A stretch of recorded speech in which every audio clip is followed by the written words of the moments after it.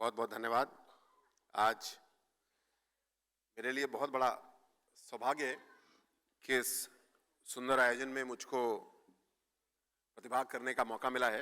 इसके लिए मैं हृदय से धन्यवाद देता हूं।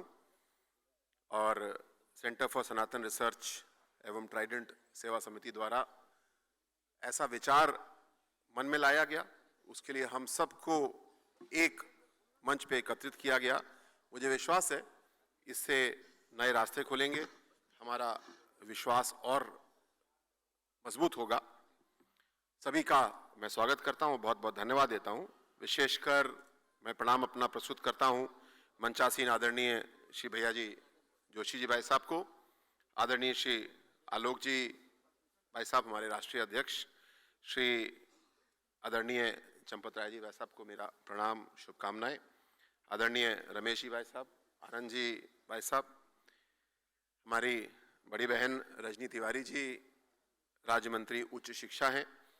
मैं कन्नौज से विधायक हूं और दीदी कन्नौज की प्रभारी मंत्री भी हैं, तो मेरे अभिभावक की भूमिका में भी रहती हैं। आदरणीय डॉक्टर वाचस्पति त्रिपाठी जी, श्री सुनील बराला जी भाई साहब, आदरणीय डॉक्टर अभिषेक द्विवेदी जी। मुझको जो विषय दिया गया है वो इस आशय का है कि जनजातीय समाज का हमारे विभिन्न धार्मिक महत्व के स्थान, ज्योतिर्लिंग, शक्तिपीठ इत्यादि से किस किस तरह का जुड़ाव है, क्या उसका इतिहास है और कैसे हम लोग उसमें आगे का रास्ता ढूंढ सकते हैं।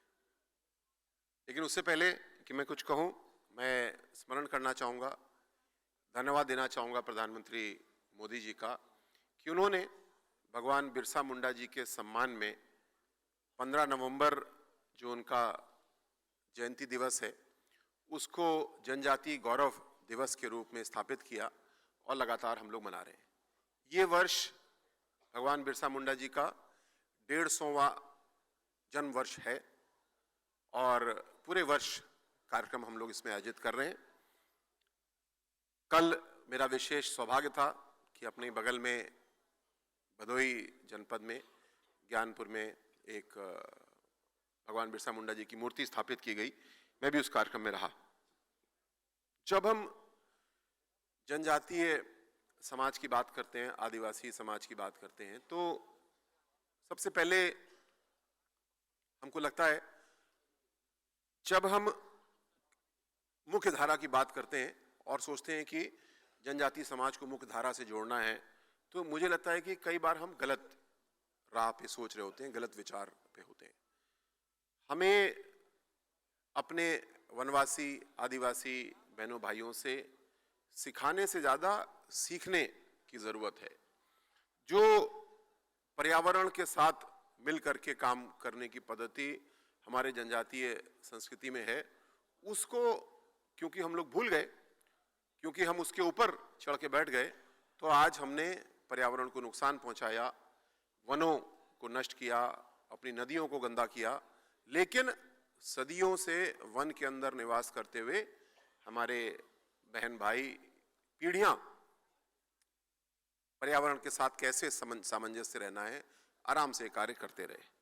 हमको इस बात को भी ध्यान देना है कि जितने भी हमारे जनजातीय समूह हैं वो मूल रूप से प्रकृति पूजा में विश्वास रखते हैं, यानी पेड़ पौधे, पशु, सूर्य, चंद्र, इस प्रकार से हर एक का कोई ना कोई विश्वास है और वो विश्वास सीधे धरती माँ के साथ जुड़ा होता है।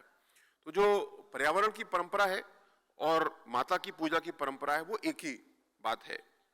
मैं अगर उदाहरण देने की कोशिश करूं तो पूर्वोत्तर में कामाख्या देवी जी का मंदिर, उनका वास, असम में हमेशा से जो हमारे जनजातीय समूह हैं उनका जुड़ाव रहा, उनका संरक्षण रहा।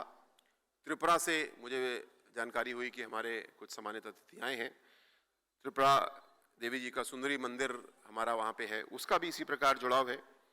अगर मैं उत्तर की बात करूँ तो हिमाचल में ज्वाला जी का मंदिर है, हमारे पास ही माँ विंध्यवासिनी जी का मंदिर है, और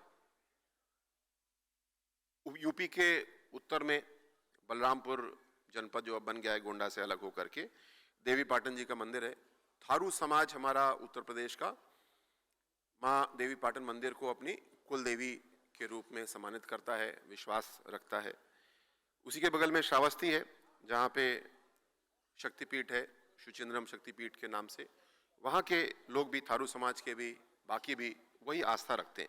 मैं बहुत सारे ऐसे उदाहरण दे सकता हूँ, लेकिन महत्वपूर्ण विषय ये है कि हम सबको, जो प्रधानमंत्री जी ने नारा हमको दिया है, उसको हर मायने में जमीन पे उतारना है। जब सबका साथ और सबका विकास की बात करते हैं तो केवल ये सरकार की नीतियों की बात नहीं हो रही है।